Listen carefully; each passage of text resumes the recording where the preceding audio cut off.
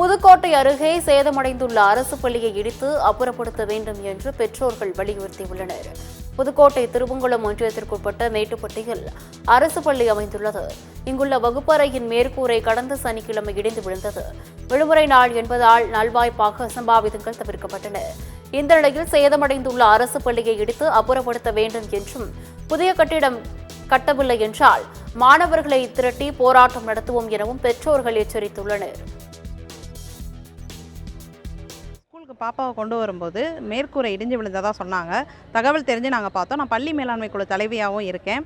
இது சம்மந்தமாக நீங்கள் உடனே ஆக்ஷன் எடுக்கணும் அப்படின்னு சொல்லி நாங்கள் வட்டார வள மையம் திருவரங்குளத்தில் போய் பார்த்துட்டு வந்தோம். அவங்க எல்லாருமே இங்கே வந்தாங்க. பார்த்துட்டு என்ன சொல்கிறாங்க, இடம் இல்லை அப்படின்னு சொல்கிறாங்க. ஆனால் அந்த பள்ளிக்கு உண்டான இடம் இருக்குது, ஆக்கிரமிப்பு பண்ணி வச்சுருக்காங்க சார். பள்ளியோட இடத்த மீட்டு கொடுக்கணும். புது கட்டிடம் வழங்குவதற்கு அரசாங்கம் தேவையான நடவடிக்கை எடுக்கணும் சார். இதான் சார் எங்களோட கோரிக்கை.